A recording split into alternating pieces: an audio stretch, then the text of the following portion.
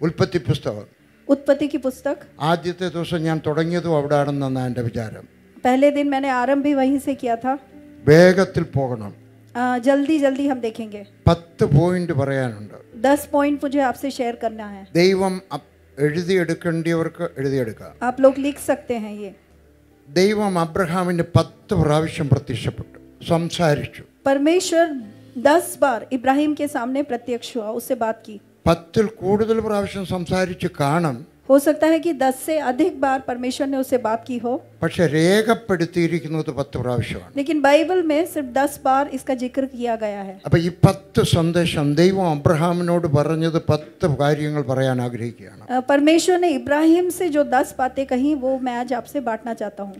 12-ാം അധ്യായത്തിന്റെ 1-ാമത്തെ വാക്യത്തിലാണ് ദൈവം അബ്രഹാമിനോട് ആദ്യം സംസാരിച്ചത്. पहली बार परमेश्वर ने इब्राहिम से उत्पत्ति की पुस्तक 12 के 1 में बात की थी. യഹോവ അബ്രഹാമിനോട് അരുളിച്ചെയ്തെന്നാൽ നീ നിന്റെ ദേശത്തെയും ചാർച്ചക്കാരെയും പിതൃഭവനത്തെയും വിട്ട് പുറപ്പെട്ട് ഞാൻ കാണിപ്പാനിരിക്കുന്ന ദേശത്തേക്ക് പോക. यहोवा ने अब्राहम से कहा, अपने देश और अपने कुटुंबियों और अपने पिता के घर को छोड़कर उस देश में चला जा जो मैं तुझे दिखाऊंगा. ഞാനിത് ആദ്യത്തെ ദിവസം സംസാരിച്ചു. ये मैंने पहले दिन भी आपसे बोला था. ദൈവം വലിയൊരു പണിഷ്മെന്റായി മനുഷ്യന് കൊടുത്തത്. परमेश्वर ने इस व्यक्ति को एक बहुत बड़ी शिक्षा दी.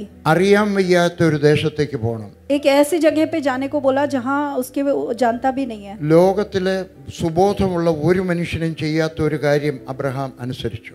एक भी व्यक्ति दुनिया में ऐसी बात आज्ञा नहीं मानेगा, लेकिन इब्राहिम ने उस आज्ञा का पालन किया. ഞാൻ ഇതിനകത്തുനിന്ന് ഒരു കാര്യം പഠിച്ചു. मैंने इसमें से एक पाठ पढ़ा. ദൈവം പറഞ്ഞതെന്ന് നല്ല ഉറപ്പുണ്ടെങ്കിൽ അനുസരിക്കാൻ ഒരു മനസ്സുണ്ടാവണം. अगर परमेश्वर ने आपसे बोला है इस बात आपको 100% विश्वास है तो आप उसकी आज्ञा पालन करें. പ്രവാചകൻ പറഞ്ഞുകൊണ്ടല്ല. भविष्यवक्ता ने कहा इसलिए नहीं. പ്രവാചകൻ അങ്ങ് പോയല്ലോ ഇല്ലയോ? അപ്പം എനിക്ക് തുറന്ന് പറയാം, പ്രവാചകന്മാർ പറഞ്ഞാൽ അനുസരിക്കരുത്. भविष्यवक्ता ने कहा इसलिए आप वो आज्ञा नहीं माने. ഞാനും പ്രവചിക്കും. मैं भी भविष्यवाणी करता हूँ. ഞാൻ പ്രവാചകനല്ല. लेकिन मैं भविष्यवक्ता नहीं. പ്രാർത്ഥിച്ചിട്ട് ചിലപ്പോൾ ഒരു ആലോചന പറഞ്ഞു. कभी कभी प्रार्थना कर कर मैं परमेश्वर का एक सोच बोलता हूँ. ഞാൻ അവരുടെ അടുക്കലും പറയും. मैं इसके भी बोला. ഞാൻ ഈ പറഞ്ഞത് ചെയ്യരുത്.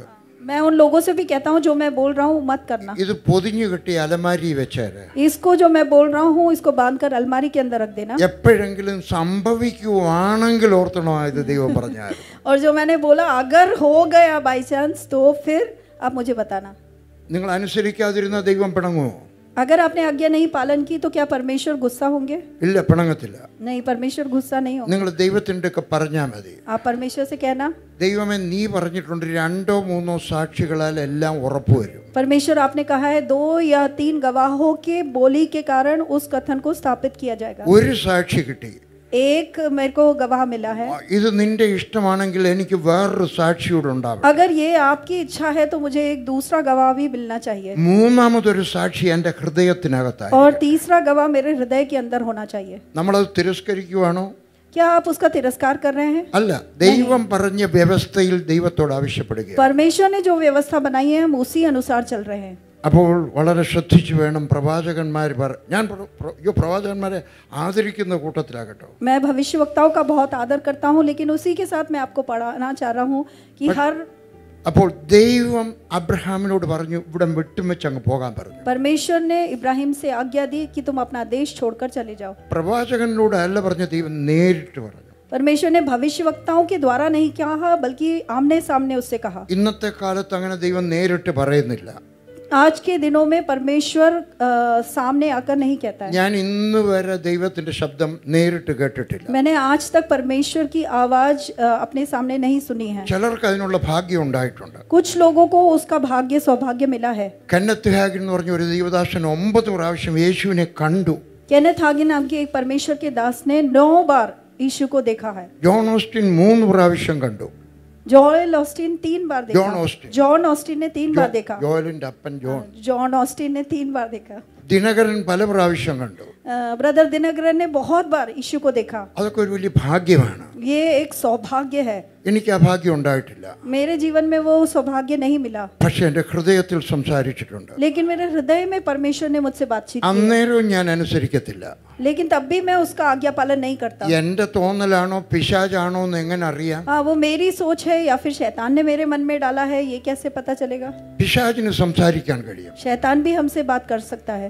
പിശാച് നമ്മുടെ ഹൃദയത്തിൽ സംസാരിക്കാൻ കഴിയും. कभी कभी शैतान हमारे हृदय में बात कर सकता है। പിശാചിന്റെ ശബ്ദം ചിലപ്പോൾ ചെവിയിൽ വന്ന് പതിക്കാൻ കഴിയും. कभी कभी शैतान हमारे कानों में आकर हमसे बोलता है। അതുകൊണ്ട് ഞാൻ എൻ്റെ ഹൃദയത്തിൽ തോന്നലുണ്ടായാൽ ഞാൻ ദൈവത്തോട് പറയും, കർത്താവ് നീ ആണെങ്കിൽ എനിക്ക് രണ്ട് സാക്ഷികളെ കൂടെ തരണം. अब जब भी मैं एक आवाज सुनता हूँ तो मैं परमेश्वर से कंफर्मेशन पूछता हूँ, अगर ये आपकी वाणी है तो मुझे 2 या 3 അനുസരിക്കാൻ ഞാൻ തയ്യാറാണ്. मैं आज्ञा पालन करने के लिए तैयार हूँ। എത്ര പ്രയാസമുള്ള കാര്യമാണെങ്കിലും അനുസരിക്കാൻ തയ്യാറാണ്. कितना मुश्किल भी क्यों ना हो, मैं उसकी आज्ञा पालन करना तैयार हूँ। ഞാൻ കാശ്മീരിൽ കട്ര എന്ന് പറഞ്ഞ ഒരു സ്ഥലത്ത് സഭ തുടങ്ങി. मैं कश्मीर में कटरा नाम की एक जगह में मैंने कलीसिया स्थापित की। हरियाणा से आया भाई कहाँ? हरियाणा। मुझे मिलना आप है? शायद मुझे आपका मदद का ज़रूरत होगा, देशवांश लेने का, तर्जुमा करने का, किताब कर तर्जुमा करने का. നല്ലൊരു സഭ, वहाँ एक अच्छी कलीसिया स्थापित हुई അങ്ങനെ ഒരു സഭ ഇന്ത്യയിൽ ഇല്ലെന്ന് എൻ്റെ ഇപ്പോഴത്തെ വിചാരം. और मेरा विश्वास है कि इतनी अच्छी कलीसिया पूरे इंडिया में नहीं है। തീപ്പൊരിയാണ് ആ സഭ. वहाँ के लोग बिल्कुल आग से जले हैं। 20% ദശാംശം കൊടുക്കും. वो अपना 20% दशवांश के बगैर ज्यादा देते हैं। ഞാൻ പഠിപ്പിച്ചതല്ല, मैंने उन्हें नहीं सिखाया। ഒരു ദിവസം അബദ്ധവശാൽ ഞാൻ അങ്ങ് പറഞ്ഞുപോയി. ഒരു ദിവസം हाँ, एक बार मैंने गलती से उनके सामने वो बात बोल दी। ഞാൻ 20% കൊടുക്കുന്നു. मैंने उनसे इस प्रकार कहा कि मैं अपना 70% परमेश्वर को देता हूँ। അവർ പറഞ്ഞു ഞാനും കൊടുക്കും, ഞങ്ങളും കൊടുക്കും. उन्होंने कहा हम भी देंगे। ഈ ഇടയ്ക്ക് ഒരു പാസ്റ്ററെ ഞാൻ അങ്ങോട്ട് അയച്ചു. कुछ दिनों पहले मैंने एक पासवान को वहाँ पर भेजा। ഒരു സ്ത്രീ കൊണ്ടുവന്നിട്ട് 5 തീപ്പെട്ടിക്കമ്പ് കൊടുത്തു. एक स्त्री ने आकर 5 माचिस का തില്ലി दिया। ചോദിച്ചു ഇതെന്തുവാ? पासवान ने पूछा ये क्या है? പറഞ്ഞു PG വർഗീസ് പഠിപ്പിച്ചിട്ടുണ്ട്, എന്തെങ്കിലും കിട്ടിയാൽ അതിന്റെ 10-1 കൊടുക്കണമെന്ന്. ഒരു തീപ്പെട്ടിക്കകത്ത് 50 കമ്പ് ഉണ്ടായിരുന്നു, ഇന്ന് 5 പിടിച്ചു.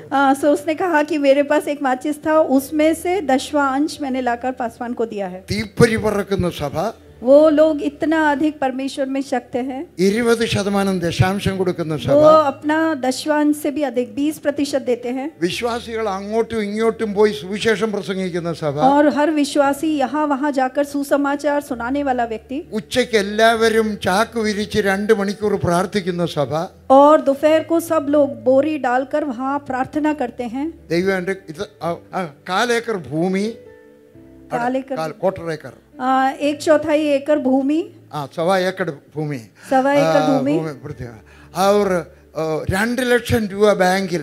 और 2 लाख रुपए बैंक में। ദൈവം എൻ്റെ ഒക്കെ പറഞ്ഞു ഇവിടെ വിട്ടുപോകാൻ പറഞ്ഞു. परमेश्वर ने मुझसे कहा कि इस जगह छोड़कर चले जाना। മലയാളികൾ ആരെങ്കിലും പോകുമോ? मलयाली होते लोग जाएंगे क्या वापस? അന്നത്തെ കാലത്ത് 2000 രൂപ ദശാംശം. उस जमाने में वो 2000 रुपए दशवांश देते थे। ഞാൻ പോയി. लेकिन मैं चला गया। ഞാൻ ഒരു ഹീറോ ഒന്നുമല്ല, मैं हीरो नहीं हूँ, പക്ഷെ അബ്രഹാമിൽ നിന്ന് പഠിച്ചു. लेकिन मैंने अब्राहम के जीवन से पढ़ा है। ദൈവം പറഞ്ഞാൽ കാർമേഘം മാറിക്കഴിഞ്ഞാൽ പിന്നെ ഇവിടെ എന്തിനാ നീ നിൽക്കുന്നേ? परमेश्वर ने अगर बोल दिया और वहाँ से वो मेघ हट गया तो फिर तुम्हारा यहाँ रहना ठीक नहीं है। ദൈവത്തിന്റെ കാർമേഘം പോകുമ്പോൾ ഞാനും അങ്ങോട്ട് പോകാൻ തയ്യാറാണ്. परमेश्वर का मेघ जिस ओर जाता है मैं उस ओर चली जाता हूँ। പഞ്ചാബ് എന്ന് പറഞ്ഞൊരു സ്ഥലത്ത് പത്താംകോട്ട് പോയി. और वहाँ से परमेश्वर ने पंजाब पठानकोट में जाने को बोला। ആദ്യത്തെ 3 ദിവസം ഒരു യൂക്കാലി മരത്തിന്റെ ചവിട്ടിലാണ് ഞാൻ കിടന്നുറങ്ങിയത്. और पहले 3 दिन पठानकोट पहुँच के एक यूकाली के पेड़ के नीचे मैं सोया। സഫേദ पेड़ के नीचे सोया.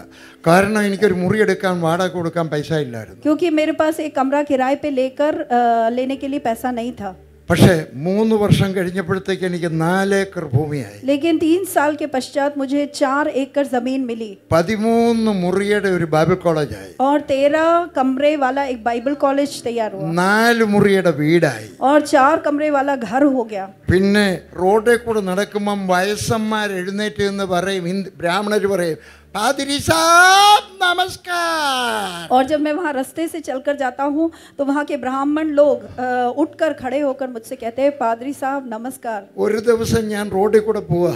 एक दिन मैं रास्ते से चलकर जा रहा था ഖദർ ജുബായും ഖദർ പജായുമായും. और खदर जुब्बा और खदर का पजामा पहना था. അങ്ങോട്ട് പോയപ്പോഴാണ് ഒരു കാർ വരുന്നു. और वहाँ से जब मैं चल के जा रहा था एक कार वहाँ से आई. MLA കാറാ. वहाँ के MLA की कार है. ഡ്രൈവർ MLA ഒക്കെ പറഞ്ഞു ദാണ്ട പാതിരി സാബ് വരുന്നു. और ड्राइवर ने MLA से कहा पादरी साहब चलकर आ रहे हैं. അവിടെ വേറെ പാതിരിമാർ ഒത്തിരി ഉണ്ട്. वहाँ बहुत सारे पादरी हैं. പറഞ്ഞു പാതിരി സാബ് വരുന്നു. वो मुझे पादरी साहब आ रहे हैं बोला. MLA ചാടി ഇറങ്ങി വന്നു. MLA अपनी कार से निकल कर आया. എന്റെ കാലേ തൊട്ട് തൊഴുതിട്ട് പറഞ്ഞു പരിപ്പേ. उन्होंने मेरे पैर को छूकर പരിപ്പേ.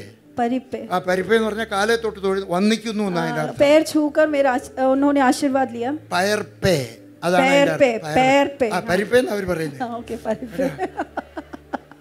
പബ്ലിക് റോഡിൽ വെച്ച് पब्लिक बीच रास्ते में उस MLA ने गाड़ी रोककर मेरा पैर छुआ. എന്റെ ഞാൻ വേറെ എവിടെയെങ്കിലും ഇരുന്ന് എന്റെ ഭാര്യ എന്നെ നോക്കിക്കൊണ്ടിരിക്കും.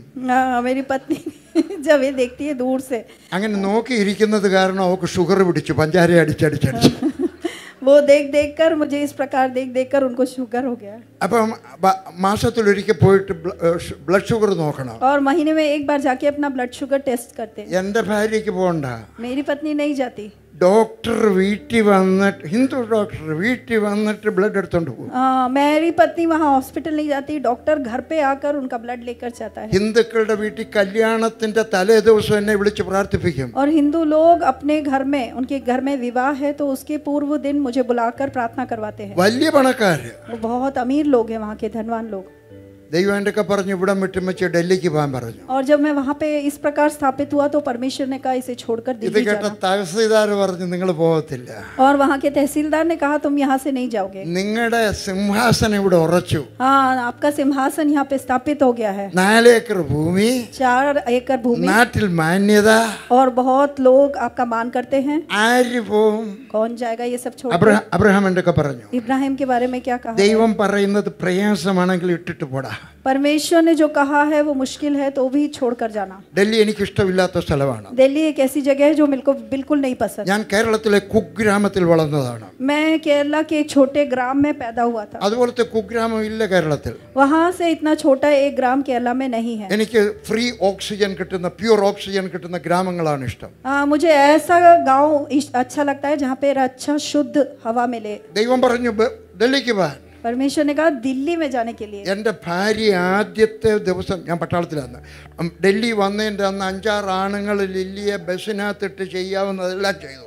जब पहली बार जब हम दिल्ली में आए और बस में से यात्रा कर रहे थे कुछ पुरुषों ने मेरी पत्नी से बुरा व्यवहार किया. അന്ന് ലില്ലി സത്യം ചെയ്തു. और उस दिन लिली ने कहा എവിടെ പോയാലും ഞാൻ ഡൽഹി വരത്തില്ല. मैं कहीं भी जाऊं लेकिन मैं दिल्ली नहीं जाऊंगी क्योंकि इनको.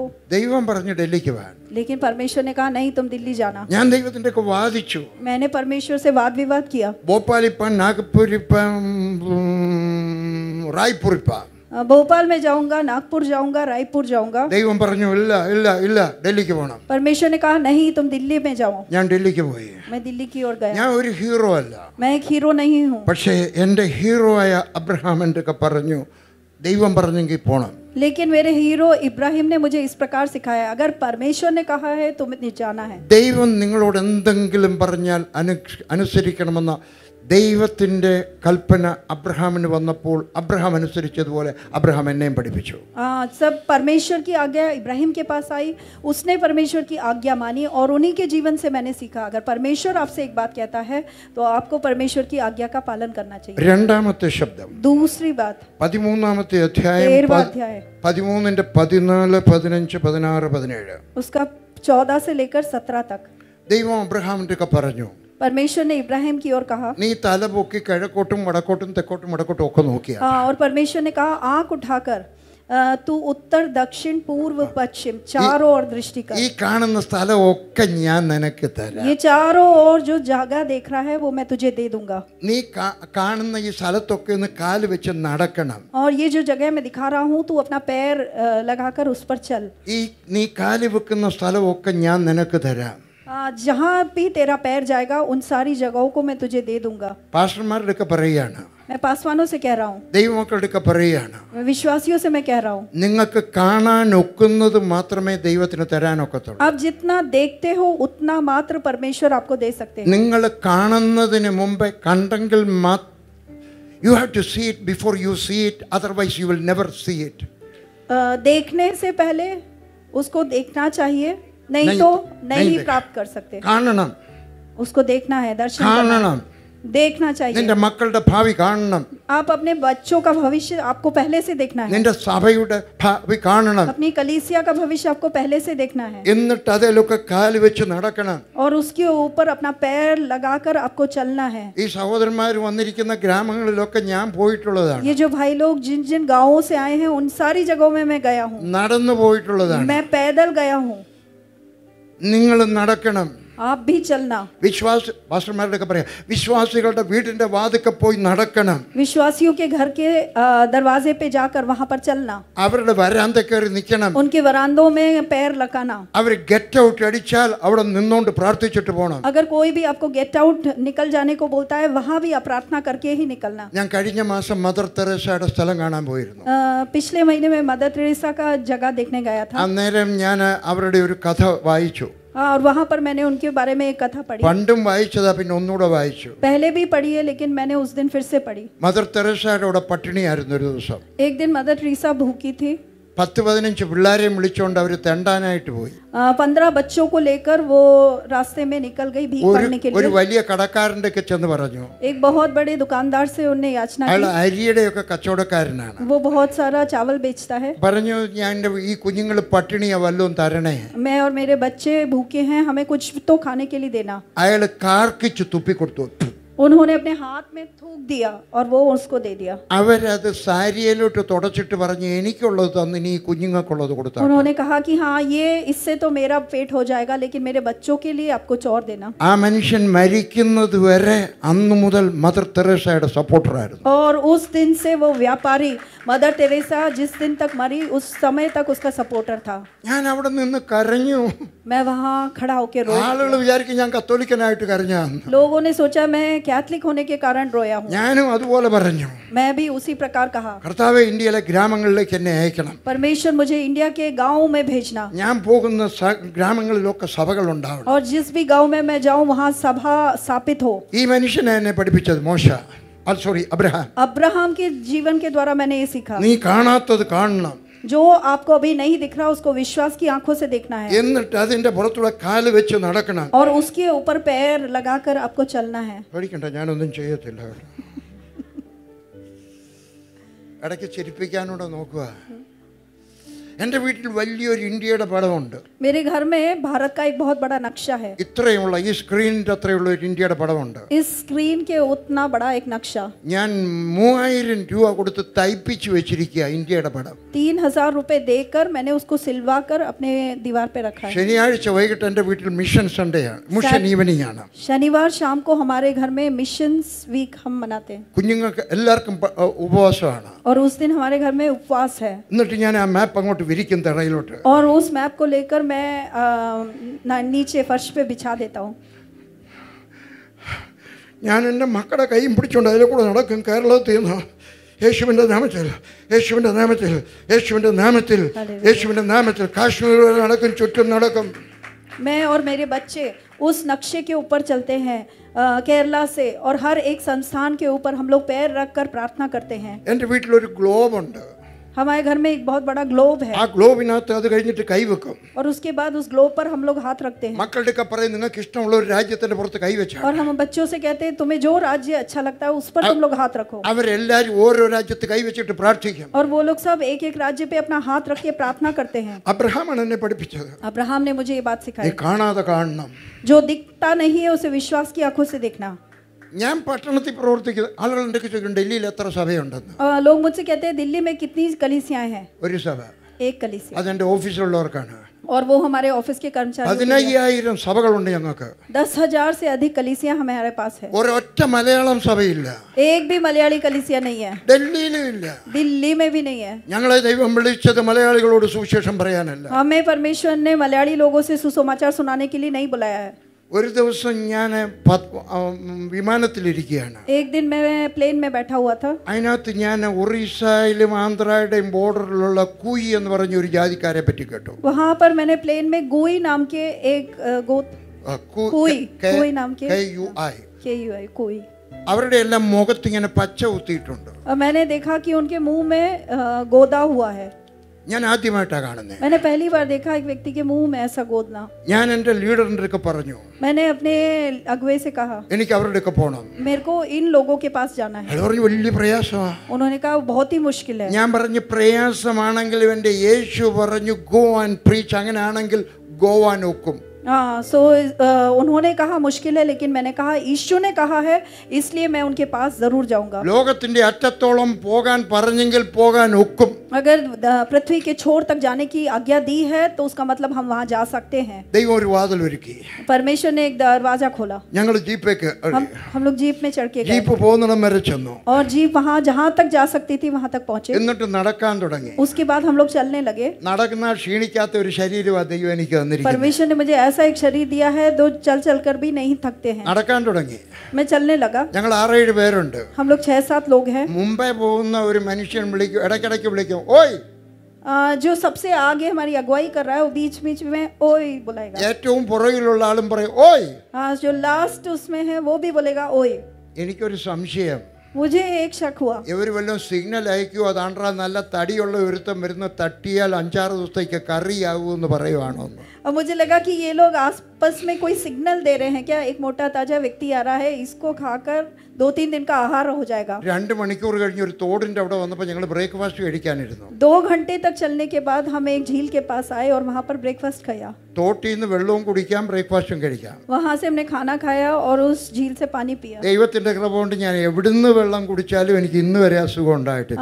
रास्ते से कहीं से भी मैं पानी पीऊं, परमेश्वर की कृपा से मुझे कभी भी कोई बीमारी नहीं हुई है. MBBS പോവാഞ്ഞത് നന്നായി. MBBS में नहीं पढ़ा, इसके लिए परमेश्वर का धन्यवाद. MBBS പോയവരും പോകും കേട്ടോ. എന്നിട്ട് നടക്കുക. അപ്പം ഞാൻ ചോദിച്ചു നിങ്ങൾ എന്തോ ഈ ഓയ് ഓയ് എന്ന് പറയുന്നേ? तो मैंने उन 2 भाइयों से पूछा तुम लोग क्या ओय ओय बोल रहे हो? പറഞ്ഞു ഇവിടെ കടുവയുണ്ട്. उन्होंने कहा कि यहाँ पर बाघ है. ഈ കടുവ വന്ന് വെച്ച് ഏറ്റവും പുറകിൽ നിൽക്കുന്ന ആളിനെ അടിച്ചോണ്ട് പോകുന്നു. हाँ, और ये बाघ क्या करता है, लाइन में जो जा रहे हैं उनमें पीछे वाले व्यक्ति को पकड़ के ले जाता है. അതിനായി മുമ്പേ വിളിക്കുന്നവൻ ചോദിക്കും ഓയ് നീ അവിടെ ഉണ്ട്, അന്നേരം പുറകെ നിൽക്കുന്ന ഓയ്. ഞാൻ പറഞ്ഞു ഇനിയും തൊട്ട് ഞാൻ നടുക്കേ പോകുന്നുള്ളൂ, നടുക്ക് കൂടെ പോകുന്നില്ല. सो आगे जाने वाला ओय बोलता है, उसका मतलब, और पीछे वाला जब ओय बोलता है उसका मतलब अभी तक बाघ ने उसको नहीं पकड़ा है. ये सुनकर मैंने कहा अब तो मैं बीच में ही चलूंगा. 7 മണിക്കൂർ കഴിഞ്ഞപ്പോൾ ഞങ്ങൾ ഒരു സ്ഥലത്ത് ചെന്നു. 7 घंटे चलने के पश्चात उस जगह पे पहुंचे. അതിനകത്ത് ഒരു മനുഷ്യൻ ഇങ്ങനെ കൈയൊക്കെ ആക്കി വെച്ചു വിളിച്ചോ. जब हम वहाँ पहुंच रहे थे एक व्यक्ति ने हमें देखकर ऐसे मुंह से आवाज निकाली. അപ്പോഴത്തേക്ക് അവിടെ നിന്ന് ഒരു വലിയൊരു കൂട്ടം ജനങ്ങൾ ഇറങ്ങി വന്നു. और तब बहुत सारे लोग वहाँ से उतर कर नीचे आए. അവരൊരു ഡ്രമ്മും ഒക്കെ അടിച്ചോണ്ടാ വന്നേ. वो लोग एक ढोलक बजाकर वो लोग सब उतर कर आए. ഒറീസക്കാരുടെ ഡാൻസ് കാണാൻ കൊള്ളാവുന്ന. ओडिशा के लोगों का डांस देखने के लायक होता है. അവരെല്ലാരും കൂടെ ഓടി വന്നു. वो लोग सब दौड़ कर आ गए. ഞാൻ വിചാരിച്ചു അവർ എന്നെ നാളെ എന്തോ ബർഗർ ആക്കാനുള്ള മാർഗമായിരിക്കും. मेरे को लगा कि शायद ये लोग मेरा बर्गर बना के मुझे खाने वाले हैं. ഒരാൾ ഇങ്ങോട്ട് വന്നിട്ട് എൻ്റെ കാലിനിടയ്ക്കൂടെ തലയിട്ട് വെച്ച് എന്നെ പൊക്കി അങ്ങെടുത്തു. एक व्यक्ति ने अपना सर मेरे पैर के बीच में से लगा के मुझे उठा लिया. അവൻ ഇത്രയേ ഉള്ളൂ. वो इतना दुबला पतला व्यक्ति था. ഞാൻ 2 പേരെ കൂടെ കയറി പിടിച്ചു. मैंने आसपास खड़े 2 व्यक्तियों को भी पकड़ लिया. എന്നെ മലയുടെ മേളിൽ കൊണ്ടാക്കി. और उसने उठाकर मुझे पहाड़ के ऊपर ले गया. 30 ഗ്രാമത്തിൽ നിന്ന് അവിടെ ആളുകൾ വന്നിട്ടുണ്ടായിരുന്നു. 30 गांवों से लोग वहां पर एकत्रित हुए थे. വേഗത്തിൽ പറയട്ടെ, मैं जल्दी बताता हूँ. ഞാൻ 2-3 പ്രസംഗം പ്രസംഗിച്ചു. वहाँ मैंने 2-3 संदेश सुना दिया. അവരെന്നൊക്കെ പറഞ്ഞ് ചാപ്പാട് തരാമെന്ന് പറഞ്ഞു. उन्होंने कहा कि हम आपको खाना देंगे. എനിക്ക് ഗ്രാമത്തിലുള്ളവരുടെ ആഹാരം വലിയ ഇഷ്ടമാണ്. मुझे गांव के लोगों का खाना बहुत पसंद है. मंडिया पेश मंडिया पेश अच्छा लगता है भैया. എന്തുവാന്ന് പറയത്തില്ല, നിങ്ങൾ കഴിക്കത്തില്ല അത് കേട്ടോ. ഷാപ്പിളാസ് ഷാപ്പിളാസ് ഷാപ്പിള ഉറുമ്പിൻ്റെ മുട്ടയുടെ ചമ്മന്തി നല്ല ഒന്നാം തരമാണ്. चींटी का अंडा उसका सब्जी. കുഞ്ഞ് പ്രസംഗിച്ചു, ഞാൻ പോയി വല്ലതും വായി കൂടെ വെള്ളം വരുന്നെന്ന്. मेरे मुंह से पानी आ रहा है उसके बारे में सोचकर. അവർ പറഞ്ഞു ചാപ്പാട് വട്ടയില ഇട്ട് തന്നു. उन्होंने वो പത്താതി पत्ता दिया खाना खाने के लिए, पत्ता। അതിനകത്തൊരു കറുത്ത സാധനം ഇട്ട് തന്നു. उसके अंदर एक काला चीज दिया। നമ്മുടെ ഈ വണ്ടിക്കകത്തു നിന്നൊക്കെ എഞ്ചിനകത്തു നിന്നൊക്കെ ഒരുമാതിരി ഓയിൽ ഇറങ്ങി വരത്തില്ലേ, അതുപോലെ ഇരുന്നു. हमारी गाड़ी के अंदर से जो इंजन ऑयल जो लीक होकर गिरता है, ऐसा वाला एक कलर का एक चीज। അവരെന്നെ നോക്കുക ഞാൻ കഴിക്കുമോ എന്ന്. और वो लोग मेरे को ध्यान से देख रहे हैं कि मैं वो खाऊंगा कि नहीं। ഞാൻ അത് കഴിച്ചു, പിന്നെയും കുറച്ചുകൂടെ കഴിച്ചു. मैंने वो खाया और उनसे थोड़ा और मांगा। രുചി നോക്കിയിട്ടൊന്നും അല്ല, അവരെ ഇംപ്രസ് ചെയ്യാൻ കഴിച്ചത്. मैंने उसका टेस्ट देखकर नहीं खाया और पूछा, बल्कि उनको इम्प्रेस करने के लिए। അപ്പൊ എനിക്കൊന്ന് ഒന്നുക്ക് പോകണമെന്ന് ഒരാഗ്രഹം. अब मेरी एक इच्छा हुई। ഒന്നുക്കെന്ന് പറഞ്ഞാൽ അറിയാമോ ഡോക്ടറെ? അറിയാം ഒന്നുക്ക്. ഒന്നുക്ക് नंबर वन बाथरूम जाने का नंबर 1 जाना है, आवश्यकता नहीं नंबर 1 जाना, नंबर 1 जाना है। नंबर 2 जानता है, नंबर 2 जानता है, yes number 2 yes. Number 1 number 2 नहीं जानता है, पता नहीं कहाँ से है। हालेलुया। नंबर 3 जानता है, नहीं എനിക്കും അറിയത്തില്ല. അപ്പോൾ എനിക്ക് നമ്പർ 1 പോകണം.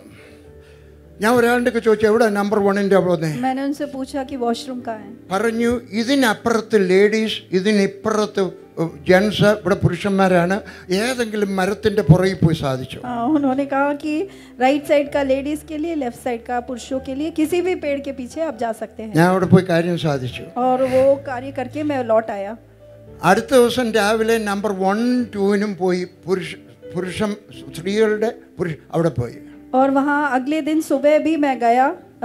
स्त्रियों का जगह अलग है, पुरुषों का अलग है। നേരം വെളുത്തപ്പോൾ അവർ പറഞ്ഞു, जब सुबह हुआ तो उनने कहा ഞങ്ങൾ എല്ലാവരും നിന്റെ മതത്തിൽ ചേരാൻ പോവാ. हम लोग सब आपके मत में आपके साथ जुड़ना चाहते हैं। ഞാൻ ചോദിച്ചു എന്തോ കാര്യം? मैंने कहा उसका कारण क्या है? ഞങ്ങൾ നിന്നെ ശ്രദ്ധിക്കുമായിരുന്നു. हम लोग तुझे ध्यानपूर्वक देख रहे थे। നീ പറഞ്ഞതൊന്നും അല്ല ഞങ്ങൾ ശ്രദ്ധിച്ചത്. तुमने जो संदेश सुनाया वो सब नहीं सुना हमने। ഞങ്ങൾ നിന്നെ ശ്രദ്ധിക്കുമായിരുന്നു. हम तुम्हें देख रहे थे। നീ ഞങ്ങളുടെ പെമ്പിള്ളാരെ ആരെയും നോക്കിയില്ല.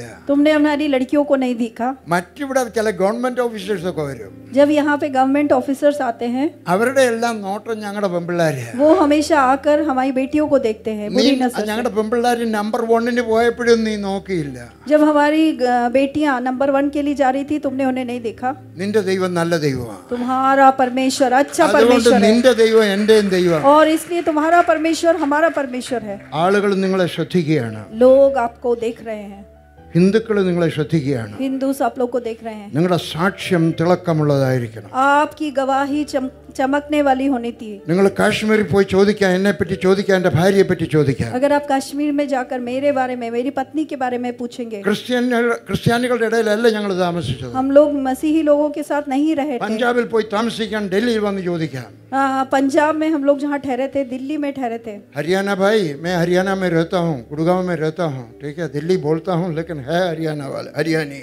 ഓക്കെ, ഇവിടെ പറഞ്ഞു ഞാൻ നീ കാല് വെക്കുന്ന സ്ഥലമൊക്കെ അവകാശം പറഞ്ഞ് ചോദിക്കണം, ഓരോ വീടുകളും ചോദിക്കണം. और जिस जगहों में तू पैर रखता है उसको तू परमेश्वर से पूछ ले। മൂന്നാമത്തെ കാര്യം, तीसरी बात, എൻ്റെ ദൈവമേ, 3 എവിടെ? 15-ാം അധ്യായം 15वां अध्याय। ദൈവം അബ്രഹാമിന് ദർശനത്തിൽ പറഞ്ഞു, परमेश्वर ने इब्राहिम से दर्शन में कहा, നീ ഭയപ്പെടേണ്ട, तू मत डर, ഞാൻ നിന്റെ പരിചയം നിന്റെ അതിമഹത്തായ പ്രതിഫലവും ആകുന്നു. मैं तेरी ढाल और तेरे अत्यंत बड़ा प्रतिफल हूँ।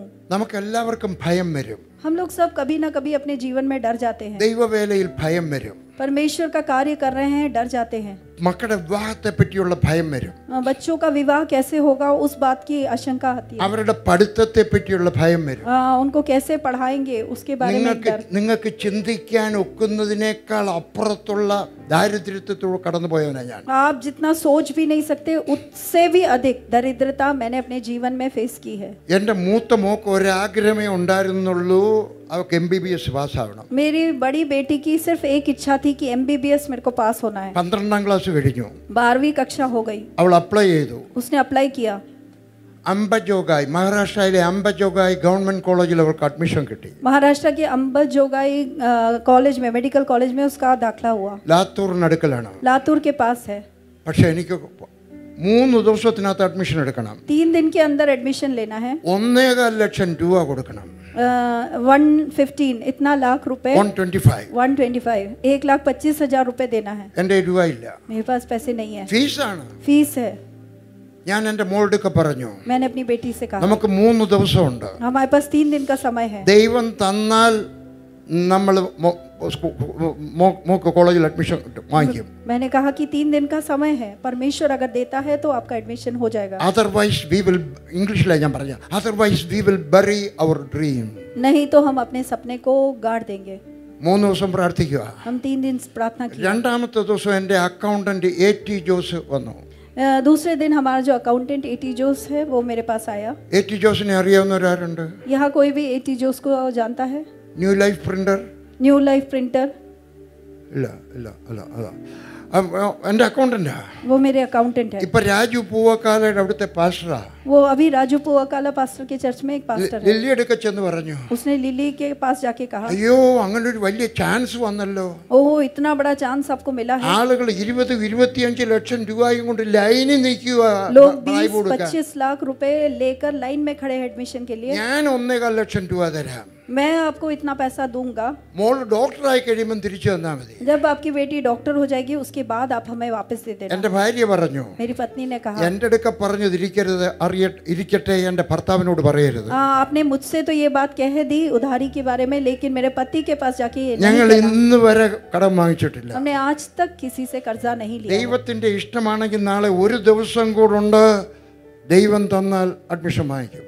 तो हमने कहा एक और दिन बचा हुआ है, अगर परमेश्वर की इच्छा है, परमेश्वर देता है तो हम एडमिशन लेंगे. വേറൊരാൾ വന്ന് പറഞ്ഞു, दूसरा एक व्यक्ति हमारे पास आया. ഞങ്ങളുടെ ടോപ്പ് ലീഡർ വന്ന് പറഞ്ഞു, हमारा एक टॉप लीडर ने मुझसे कहा, ഇത്രയൊക്കെ നിങ്ങൾ ഇന്ത്യയിൽ ഉണ്ടാക്കിയില്ലയോ? आपने इंडिया में इतना कुछ बनाया, കെട്ടിടവും ഭൂമി എവിടെല്ലാം പണിതിരിക്കുന്നു. आपके पास कितना सारा बिल्डिंग्स है और जमीन है. സംഘടനയിൽ നിന്ന് 1.25 ലക്ഷം രൂപ എടുത്താൽ ദൈവം പിണങ്ങത്തൊന്നുമില്ല. आपके संस्थान से आप 1.5 लाख रुपए ले लेंगे तो परमेश्वर गुस्सा नहीं होगा. ലില്ലി പറഞ്ഞു, പോ സാത്താനെ പുറകിൽ. हाँ, लिली ने कहा शैतान मेरे पीछे हो जा. ഉറക്കെ പറഞ്ഞില്ല, മനസ്സിൽ പറഞ്ഞു. उसने जोर से नहीं कहा लेकिन अपने मन में कहा. ലില്ലി പറഞ്ഞു, നിങ്ങൾ എടുക്കത്തില്ല. लिली ने कहा कि नहीं हम वो पैसा नहीं लेंगे. ഞങ്ങളുടെ പൈസ ദൈവത്തിന്റെ പൈസയിൽ പോയാലും ദൈവത്തിന്റെ പൈസ ഞങ്ങളുടെ പോക്കറ്റിൽ വരത്തില്ല. हमारा पैसा परमेश्वर के कार्य के लिए हम दे सकते हैं, लेकिन परमेश्वर का पैसा कभी भी हमारी आवश्यकताओं के लिए हम नहीं लेंगे. മൂന്നാമത്തെ ദിവസം കുടുംബ പ്രാർത്ഥനയിൽ तीसरे दिन हमारे परिवार में एक साथ प्रार्थना करते समय ഞാൻ എൻ്റെ മോളുടെ പറഞ്ഞു, मैंने अपनी बेटी से कहा, നമ്മുടെ സമയം അവസാനിച്ചു, हमारा समय खत्म हो गया है, ദൈവം രൂപ തന്നില്ല. परमेश्वर ने पैसे नहीं दिए. ഞാൻ പറഞ്ഞു, we have to bury our dream. हमें अपने सपनों को गाड़ देना है. ഞാൻ മറക്കത്തില്ല ആ ദിവസം. मैं उस दिन को नहीं भूल सकता. എനിക്കൊരു കസേര വേണമല്ലോ. मुझे एक कुर्सी, കൈയില്ലാത്ത കസേര. എൻ്റെ മോള് ഞങ്ങൾ കുടുംബ പ്രാർത്ഥനയിൽ പ്രാർത്ഥിക്കാനിരിക്കുകയാണ്. हम लोग रात को प्रार्थना करने के लिए बैठे हुए हैं. ഞാൻ മറക്കത്തില്ല. मैं वो रात भूल नहीं पाया. അവൾ അവിടെ ഇരുന്നുകൊണ്ട് പറഞ്ഞു, मैंने वहाँ बैठकर उससे कहा, ഓക്കെ ഡാഡി, ഓക്കെ. उसने रोते हुए कहा, ओके डैडी. ഞങ്ങളുടെ സ്വപ്നം ഞങ്ങൾ കുഴിച്ചിട്ടു. हमने अपने सपनों को गाड़ दिया. ദൈവം 1.25 ലക്ഷം രൂപ തന്നില്ല.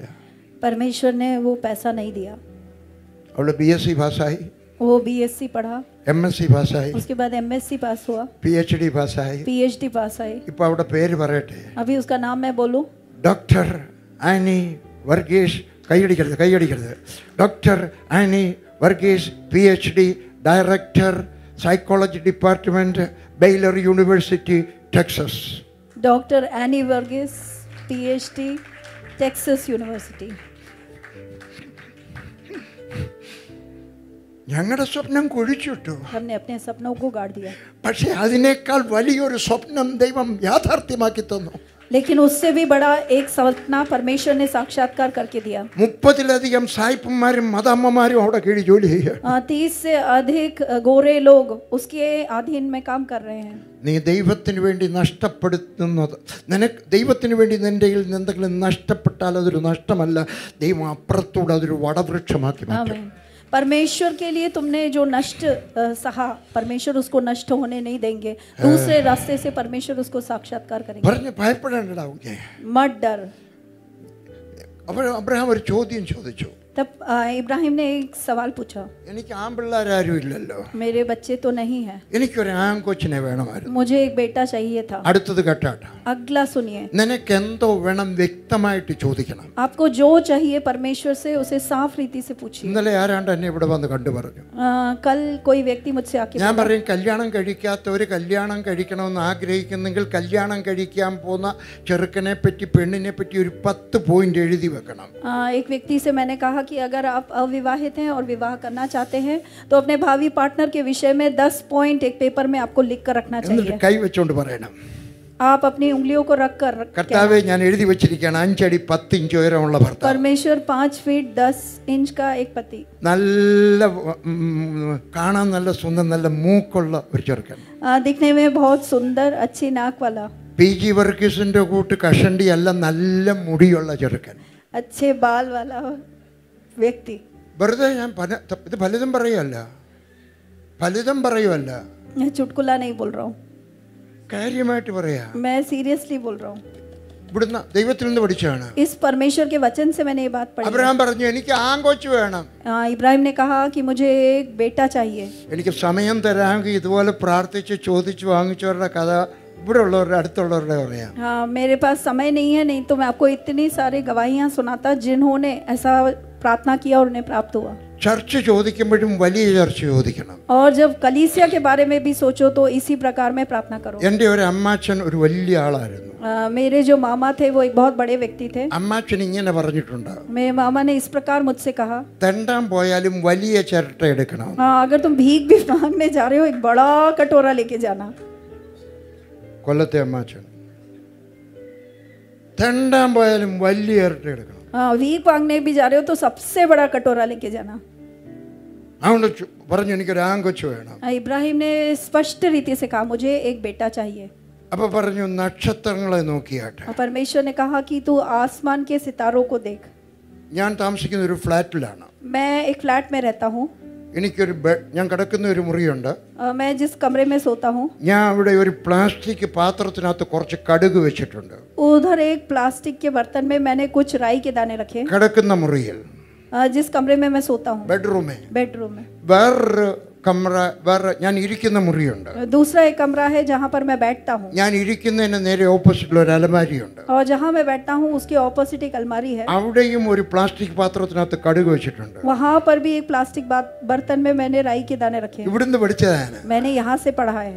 ദൈവം അബ്രഹാമിന്റെ ഒക്കെ പറഞ്ഞു, परमेश्वर ने इब्राहिम से कहा, പകല് ഈ മണ്ണ് നോക്കിയാട്ട് ഇത്രയും മക്കൾ ഉണ്ടാവുന്നത്, हाँ, जो अगर रेत में जितने बालू के कंकड़ है उतने तेरी संतान होगी. രാത്രി നക്ഷത്രങ്ങളെ നോക്കിയാ और रात को तू अगर आकाश में देखेगा सितारों को. ഞാൻ കിടക്കുന്നിടത്ത് കടുകിനെ നോക്കും. मैं जब लेटता हूँ तो मैं राई के दानों को देखता हूँ. രാത്രിയിൽ ഒരു ദർശനം, പകൽ ഒരു ദർശനം. रात को सोते समय मैं दर्शन देखता हूँ और सुबह बैठते समय उस दर्शन को देखता हूँ. എനിക്ക് പ്രയാസം വരുമ്പോഴൊക്കെ ഈ കടുകിന്റെ പാത്രം എടുത്ത് കുലുക്കിക്കൊണ്ട് ഞാൻ പറയും, जब भी मुझे दुख होता है मैं वो राई का बर्तन ऐसे हिलाकर अपने आप से कहता हूँ. യേശു പറഞ്ഞു കടുകിന്റെ അത്രയും വിശ്വാസം ഉണ്ടെങ്കിൽ മലയെടുക്ക പോകാൻ പറഞ്ഞാൽ പോകുമെന്ന് പറഞ്ഞു. എനിക്ക് കടുകിനേക്കാൾ വിശ്വാസമുണ്ട്. परमेश्वर ने कहा कि राई के दाने का जितना अगर विश्वास तेरे अंदर है तो तू इस पर्वत से आज्ञा देगा और वो जाकर समुद्र में गिर जाएगा. നിനക്കൊരു വിശ്വാസം ഉണ്ടെങ്കിൽ നീ രാത്രിയും കാണണം പകലും കാണണം. अगर तुम्हारे अंदर एक विश्वास है तो उस विश्वास पर सुबह और रात दोनों ही समय उस पर सोचना. നിന്റെ ജീവിതത്തിന്റെ രാത്രിയിലും കാണണം, ജീവിതത്തിന്റെ പകലിലും കാണണം. आपके जीवन के रात्रि समय में और आपके जीवन के सुबह के समय में आपको उसको देखना है. നാലാമത്തെ കാര്യം, चौथी बात, വാക്യം പറഞ്ഞു പോകത്തേ ഉള്ളൂ, എടുക്കത്തില്ല. तो अब मैं और अधिक नहीं समझाऊंगा. 15-ാമത്തെ അധ്യായം 13, 14, 15 വാക്യം ഇല്ല വായിക്കത്തില്ല. 15 का 13 ആർക്കെങ്കിലും എഴുതുന്നെങ്കിൽ അവർക്ക് വേണ്ടി പറയുകയാണ്. जो लिख रहे हैं उनके लिए 15 का 13. 5-ാമത്തെ കാര്യം, 5वीं बात, കർത്താവേ, 15-ാമത്തെ അധ്യായം 18-ാമത്തെ വാക്യം, 15वां अध्याय उसका 18वां वचन. 6-ാമത്തെ കാര്യം, 6वीं बात, 17-ാമത്തെ അധ്യായം 1, 2, 3 വാക്യം. 17 का पहला, दूसरा और तीसरी आयत. ദൈവം അബ്രഹാമിന് പ്രത്യക്ഷനായി परमेश्वर इब्राहिम के समक्ष प्रकट हुए പറഞ്ഞു, ഞാൻ സർവശക്തിയുള്ള ദൈവമാകുന്നു. और परमेश्वर ने कहा मैं सर्वशक्तिमान परमेश्वर हूँ. സർവശക്തി എന്നുള്ള വാക്കാണ് എൽ ഷദായി. सर्वशक्तिमान का मूल वचन है एल शदाई. അയ്യോ, ഒരു എൽ ഷദായിയെ പറ്റി 1 മണിക്കൂർ പ്രസംഗിക്കാം. एल शदाई इस वचन पे, इस वाक पर हम बहुत संदेश दे सकते हैं. ദൈവം പറഞ്ഞു അതുകൊണ്ട് ഞാൻ എൽ ഷദായി ആണ്. मैं एल शदाई परमेश्वर हूँ. ശ്രദ്ധിച്ചു കേൾക്കണം. പാതിരി ലോക अच्छी तरह सुने. നീ എൻ്റെ മുമ്പാകെ നടന്ന് നിഷ്കളങ്കനാകണം, പെർഫെക്റ്റ് ആവണം. तुम मेरे समक्ष निष्कलंक रीति से चलना. ഇന്നലെ പ്രസംഗിച്ച പ്രവാചകൻ ഇങ്ങനെ പറഞ്ഞു. कल जिस भविष्यवक्ता ने हमसे बात की थी उन्होंने इस प्रकार कहा. അദ്ദേഹം എന്നോടും എൻ്റെ ഭാര്യയോടും പ്രവചിച്ചു പറഞ്ഞു. उस व्यक्ति ने मुझसे और मेरी पत्नी से भविष्यवाणी करके कहा, ഞാൻ വർഷത്തിൽ 10 ദിവസം ഉപവാസ പ്രാർത്ഥനയിലിരിക്കും. हर महीने में 10 हर दिन, साल में हर साल 10 दिन उपवास और प्रार्थना में करता बैठता हूं. हूं. Yes. ഞാനും എൻ്റെ ഭാര്യയും മാത്രമേ ഉള്ളൂ. उसमें सिर्फ मैं और मेरी पत्नी വേറെ आते हैं. ആരെയും വിളിക്കത്തില്ല. मैं किसी और को उसमें आमंत्रित नहीं करता. 13 കിലോമീറ്റർ അപ്പുറത്താണ് എൻ്റെ മകൻ. मेरे घर से 13 किलोमीटर दूर मेरा बेटा रहता है. അവനെ വിളിക്കത്തില്ല. उसको भी मैं नहीं ഞാനും आमंत्रित ലില്ലിയും करती. മാത്രമേ ഉള്ളൂ. मैं और लिली सिर्फ 10-15 പാസ്റ്റർമാരെ വിളിക്കും. 10-15 पासवानों को बुलाते हैं. ഈ കഴിഞ്ഞ ആഴ്ചയിലായിരുന്നു എൻ്റെ ഒരെണ്ണം തീർന്നത്. 17 പാസ്റ്റർമാരെ വിളിച്ചു. पिछले हफ्ते ऐसे 17 पास्टर मेरे पास आए ഞാൻ പറയും സുവിശേഷം പ്രസംഗിച്ചാട്ടെ. और मैं उनसे कहता हूँ सुसमाचार प्रचार करो. വിശ്വാസം പറയണ്ട, എനിക്ക് വിശ്വാസമുണ്ട്. मुझसे विश्वास के बारे में मत कहो, मेरे अंदर विश्वास വിശുദ്ധിയെ है. പറ്റി പറഞ്ഞാട്ടെ. मुझे जीवन की पवित्रता के विषय में ഒരു सुनाइए. ദൈവദാസന്റെ ജീവിതത്തിനകത്ത് വരാൻ നോക്കുന്ന പാപത്തെ പറ്റി പറഞ്ഞു. एक परमेश्वर के दास के जीवन में जो पाप हो सकते हैं उसके बारे में मुझे बोध करवाइए. 17 ദൈവദാസന്മാരെ വിളിക്കാമെങ്കിൽ എത്ര രൂപ ചെലവുണ്ടെന്നറിയാമോ? 17 परमेश्वर के दासों को बुलाना है तो कितना खर्च होता है आप जान सकते हैं. എൻ്റെ രൂപ ചെലവാകുന്നതല്ല എൻ്റെ കൺസേൺ. പിന്നെയോ എൻ്റെ അകത്തെ മനുഷ്യൻ കുറച്ചുകൂടെ ശുദ്ധിയുള്ളവനായി. और मेरा पैसा जा रहा है ये नहीं है मेरा कंसर्न, बल्कि मेरी इच्छा क्या है कि इन लोगों के वचन के द्वारा मेरा अंतरी मनुष्य स्वच्छ हो रहा है, पवित्र हो रहा है. ദൈവം പറയണേ എൻ്റെ മുമ്പാകെ നടന്നാട്ടെ. परमेश्वर ने कहा मेरे सामने चल. ഞാൻ പട്ടാളത്തിലായിരുന്നു. मैं मिलिट्री में था. പട്ടാളത്തിൽ ഞങ്ങൾക്ക് പാസിംഗ് ഔട്ട് പരേഡ് ഉണ്ട്. सेना में हमारा पासिंग आउट परेड होता है. ഞങ്ങൾ 49 പേര് നിൽക്കുകയാണ്. हम 49 लोग खड़े. അനങ്ങാൻ പാടില്ല, കണ്ണ് തെറ്റാൻ പാടില്ല, അനങ്ങാൻ നിൽക്കണം. वहाँ पर बिल्कुल स्ट्रेट खड़ा रहना है, हिलना इन बातों की अनुमति नहीं है. അപ്പോൾ കമാൻഡിംഗ് ഓഫീസർ വന്ന് നിൽക്കുകയാണ്. और कमांडिंग ऑफिसर सामने खड़े हुए हैं. ഞങ്ങളുടെ സുബേദാർ ഞങ്ങളെ കൊണ്ട് പരേഡ് ചെയ്യുകയാണ്. और हमारे सूबेदार हमसे परेड करवा रहे हैं. കമാൻഡിംഗ് ഓഫീസർ ഇറങ്ങി വന്നു. कमांडिंग ऑफिसर नीचे उतर के आए ഞങ്ങളുടെ ഇടക്കൂടെ നടക്കുകയാണ്. और हमारे बीच में से चल के जा रहे हैं. കാരണം ഞങ്ങൾ കൈ വീശണം.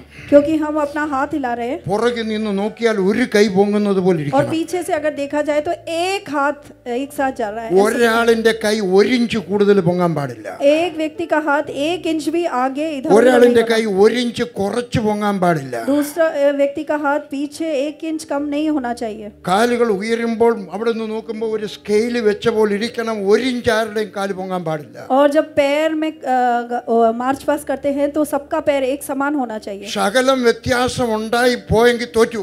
और अगर छोटा सा भी गड़बड़ी हुआ उसका मतलब आप हार അവൻ गए. പിന്നെ 3 മാസം പഠിക്കണം. और उसको फिर 3 महीने फिर से ट्रेनिंग दिया जाएगा. സല്യൂട്ട് ചെയ്യുമ്പോൾ ഒറ്റയ്ക്ക് കൈ പോകണം. ഒറ്റ जब सैल्यूट करते हैं तो सबको एक साथ करना है. അപ്പൊ ഞങ്ങൾ പരേഡ് ചെയ്യുമ്പോൾ और हम लोग जब परेड कर रहे थे ഈ ഓഫീസർ ഞങ്ങളുടെ ഇടയ്ക്കൂടെ നടക്കുകയാണ്. ये ऑफिसर हमारे बीच में से ऐसे चल के जा रहा है. 6 മാസം പഠിപ്പിച്ച പരേഡ് ഇപ്പോഴും അറിയാം. 6 महीने जो परेड हमें सिखाया था वो मुझे आज भी याद है. പട്ടാളത്തിന്റെ 6 മാസം അതുപോലാണ്. जो सेना में जो शिक्षण दिया जाता है वो इस प्रकार होता है. അദ്ദേഹം ഇതിനകത്തൂടെ നടക്കുകയാണ്. और वो हमारे बीच में से चल रहा है. എവിടെങ്കിലും തെറ്റുണ്ടോ എന്ന് നോക്കി നടക്കുകയാണ്. कहीं भी कोई गड़बड़ी हो रही है वो देख रहा है. ദൈവം അതാണ് പറയുന്നത്. परमेश्वर इस प्रकार कह എന്റെ रहा है മുമ്പാകെ ഒന്ന് നടന്നാട്ടെ. मेरी उपस्थिति में तू നീ चल, അങ്ങോട്ടും ഇങ്ങോട്ടും നടന്നാട്ടെ. तू यहाँ वहाँ चल. നീ ആ പെണ്ണിനോട് സംസാരിക്കുമ്പോൾ ഞാനൊന്ന് നോക്കട്ടെ നിന്റെ കണ്ണിലോട്ട്.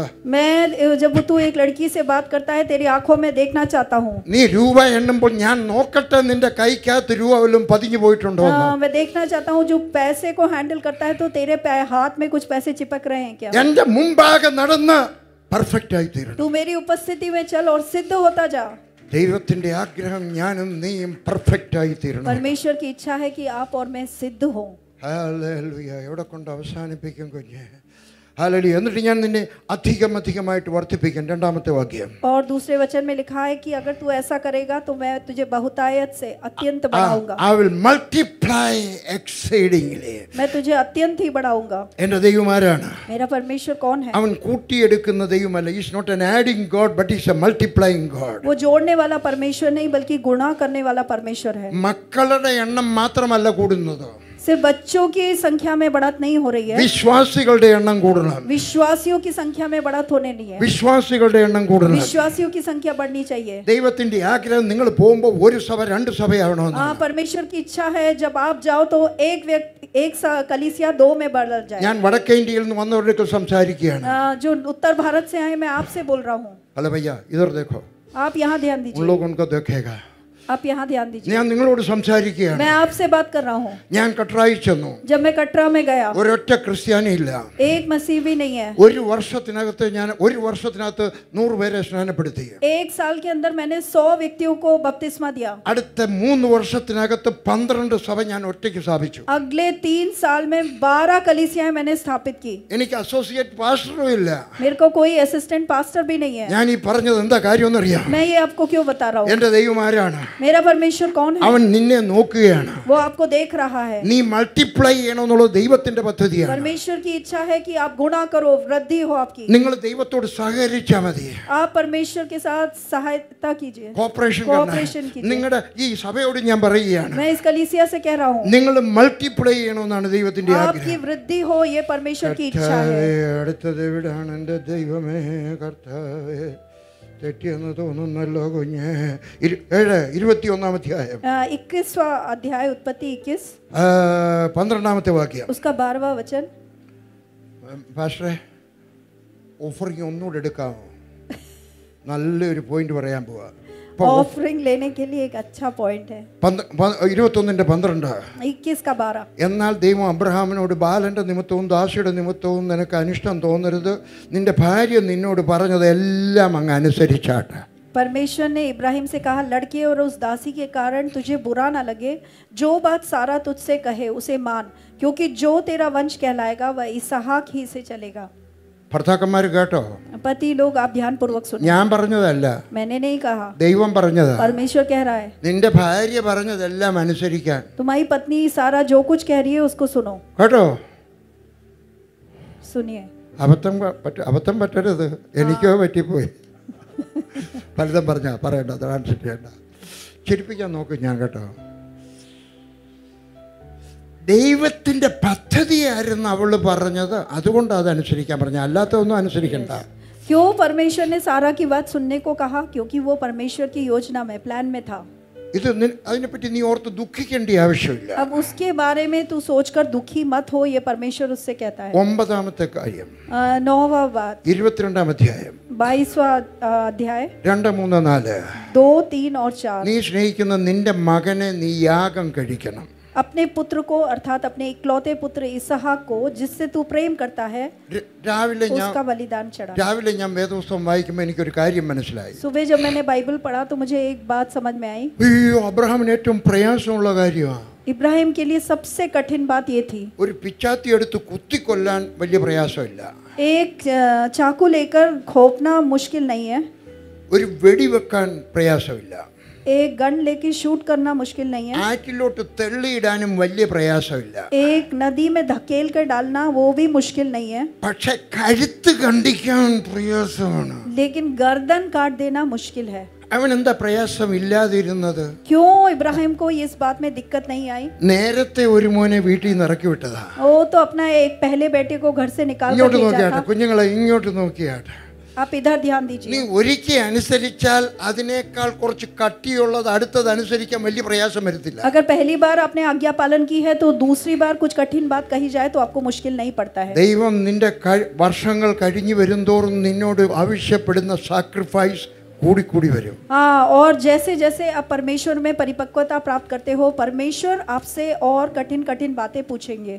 2004 ആയപ്പോൾ ദൈവം എൻ്റെ പറഞ്ഞ എൻ്റെ ഓർഗനൈസേഷൻ വേറൊരാൾക്ക് കൊടുക്കാൻ. 2004 जब हुआ तो परमेश्वर ने मुझसे आज्ञा दी कि मेरी संस्था किसी और व्यक्ति को दे दिया जाए. എൻ്റെ ഓർഗനൈസേഷൻ ഇന്ത്യയിലെ ഏറ്റവും വലിയ ഓർഗനൈസേഷനുകളിൽ ഒന്നാണ്. मेरी संस्था इंडिया में सबसे बड़ी ऑर्गेनाइजेशन है. തിരുവനന്തപുരം മുതൽ കാശ്മീർ വരെ ഭൂമിയുണ്ട്. हाँ, तिरुवनंतपुर से लेकर कश्मीर तक हमें जमीन है. ബാങ്കിൽ 3 കോടി രൂപ ഉണ്ടായിരുന്നു. बैंक में उस समय 3 करोड़ रुपए था. ഞങ്ങളുടെ ഒരു വർഷത്തെ ബഡ്ജറ്റ് 3 കോടിയാണ്. हमारे 1 साल का बजट 3 करोड़ है। ഞാൻ അത്രയും കൂട്ടി വെച്ചിട്ടാ ചാർജ് കൊടുത്തത്. हाँ, मैंने वो सारा पैसा 1 साल का इकट्ठा करके दूसरे व्यक्ति को चार्ज ഈ दिया, പുതിയ ലീഡറിന് പേടി വരരുതെന്ന് വിചാരിച്ച കൂട്ടി വെച്ചത്. ताकि वो नया लीडर जब उसकी अगुवाई करेगा तो उसे डर नहीं लगना चाहिए। ഞാൻ കൊടുക്കുന്നെന്ന് അറിഞ്ഞപ്പോൾ ആളോട് വിചാരിച്ചു ഇതൊരു വേലയാ, കേജ്രിവാൾ കാണിച്ചതുപോലെ ഒരു വേലയാന്ന് വിചാരിച്ചു. हाँ, जब मैंने उस व्यक्ति को दिया तो लोग ने सोचा कि मैं धोखा दे रहा हूँ।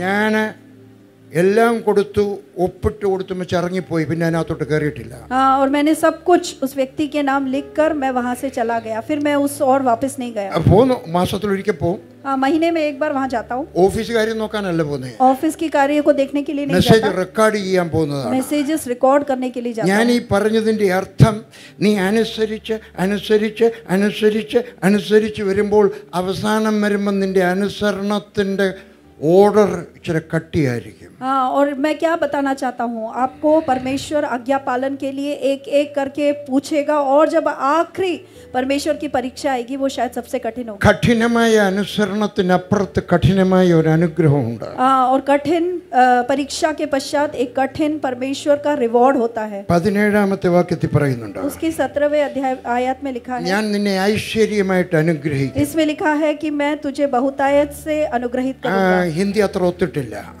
ഹിന്ദി ഒത്തിട്ടില്ല. हिंदी अच्छा नहीं है, इतना अच्छा नहीं है. मलयालम बहुत ही अच्छा है, इंग्लिश भी इतना अच्छा नहीं है. निन्ने ഞാൻ ഐശ്വര്യമായിട്ട്, तर्जमा नहीं कर सकता है, हाँ कर सकता है तो कर लेते थे.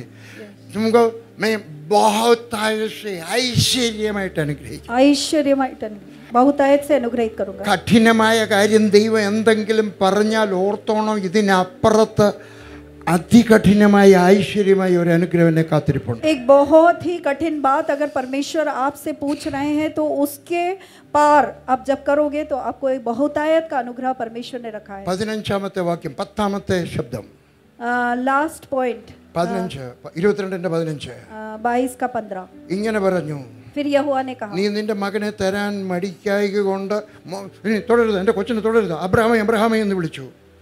जब उसने इसहाक को मारना चाहा तो स्वर्ग से आवाज आई, हे Ibrahim. 11 Abraham Abraham Abraham Abraham Abraham Abraham Abraham Abraham. ദൈവത്തിന് ധൃതിയായി. परमेश्वर को जल्दबाजी होने लगी। നിന്റെ അനുസരണത്തിന് ദൈവത്തെ ധൃതി പിടിപ്പിക്കുവാൻ കഴിയും. हाँ, आप अगर आज्ञा पालन के लिए निकल आते हो तो परमेश्वर जल्दी करता है। അതികഠിനമായിട്ടുള്ള അനുസരണം വരുമ്പോൾ ദൈവത്തിന് ധൃതി വരും. हाँ, जब बहुत ही कठिन बात परमेश्वर आपसे पूछते हैं और आप आज्ञा पालन में बढ़ते हो तो परमेश्वर जल्दबाजी करते हैं। പറഞ്ഞു കൊച്ചന്റെ മേൽ കൈ വെക്കരുത്. उस बालक के ऊपर अपना हाथ नहीं रखना। ഇവിടെ ഒരാൾ കീബോർഡ് വായിക്കുന്ന ഒരാളുണ്ട്, कीबोर्ड ആള് പോയി. बजाने वाला व्यक्ति कहाँ है? എന്തിയെ? നീ വന്നേ.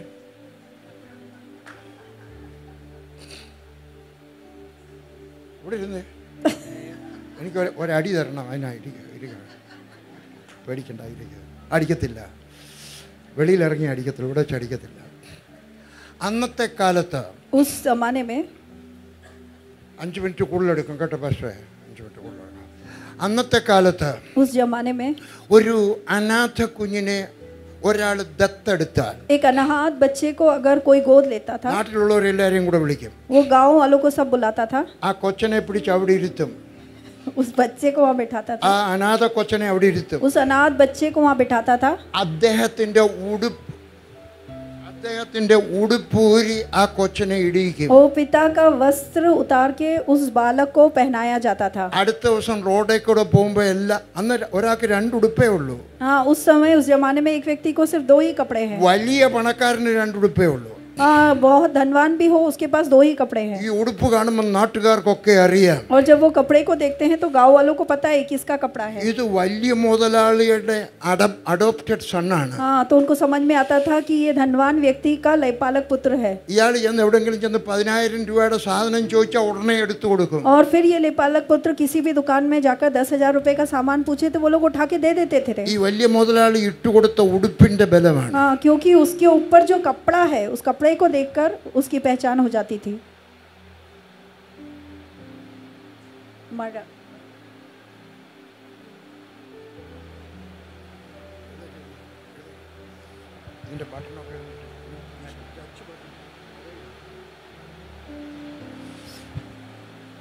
ഈ അന്നത്തെ ആൾക്കാർക്ക് എല്ലാവർക്കും ഒരു ഉടുപ്പുണ്ട്. वहाँ के लोग वस्त्र पहनते थे।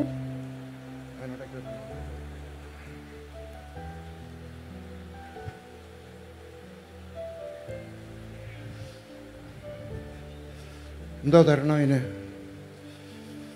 എൻ്റെ ഒന്നുമില്ലല്ലോ.